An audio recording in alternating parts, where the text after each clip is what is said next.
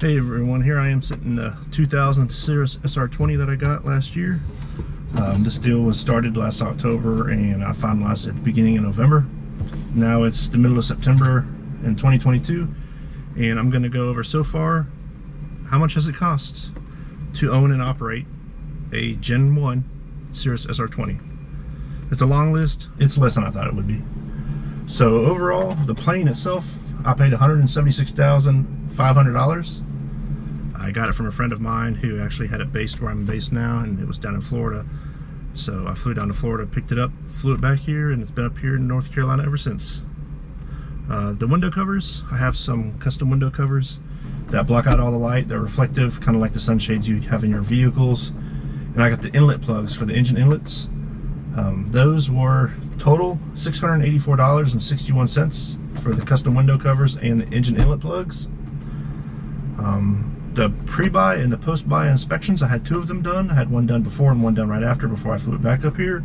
Those were $700. I got a few miscellaneous expenses. That's about $300. The insurance has almost been cut in half for this year, but from last November till now, it was $3,257 a year.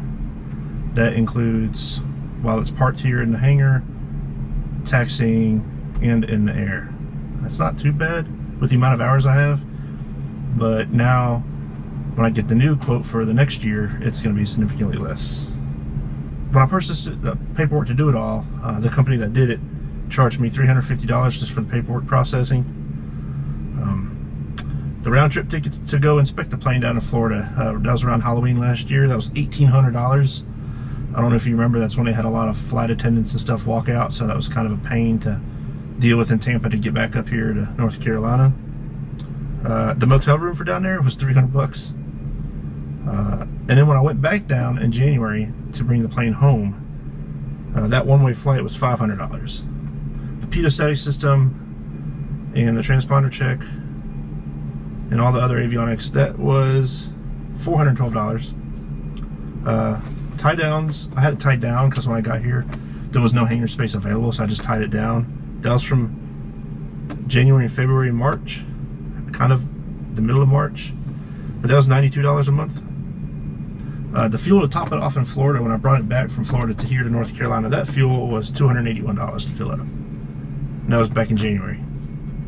The annual inspection, that was $5,700. The 500-hour checks on the mags, and every possible check that could be done, I went ahead and just had them do it. So that was $5,700 for the annual. In March, I was finally able to get a hangar space. So it was kind of a partial tie down, a partial hangar in March. That was $180. And then from April on, for the rest of the year so far, is to September, is $375. And I've already paid October, so now I just have November and December. A few weeks ago, I did my pre-flight when I was trying to go somewhere, and I had no strobe on that side. So that strobe ballast was $990 plus labor. I haven't gotten that final bill yet, but they did tell me the ballast itself is $990. I'm getting an overhauled engine because this one is only 200 and something hours from overhaul, and I got a good deal on one out of Florida. Basically brand new, everything inside, just the case is overhauled. The engine is $48,300 plus an $18,000 core charge, and I will get that back when they get the engine that's in this plane. This engine's still good, but I'm getting another one installed. Just instead of having this one sent out to get overhauled, I've already got one on the way, so I don't have to worry about that wait time. The new engine does include factory new cylinders, magnetos, magneto harnesses, spark plugs, the starter adapter, oil cooler, and the fuel injection system. So $48,300, and then an additional $18,000 for the core. That'll be refunded. And the fuel right now is about $6.79, and I run a lot of fuel through it. I'd say, I don't know, 500 gallons to be safe. That's $3,395. And then the labor that's going to be for installing the engine, I have no idea what that's going to be yet. So hopefully not too much, but we'll find out. And also, it came in winter storm here, so I got it put in a heated hangar for one night while it was still tied down during the winter storm. And that heated hangar was only $62, so that wasn't too bad. So far, without the labor charge to pull my current engine out and to install the new one that's on its way from Florida, I am at around $260,760 for 1 year of this plane. That includes to purchase, the inspections, and everything else. Starting this November, I will redo the video that doesn't include prices like that, and it's just strictly insurance, fuel, maintenance, unexpected costs, things like that.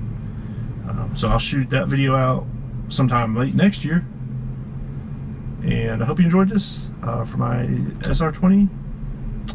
Let me know what you think. I'll take any comments. Thank you.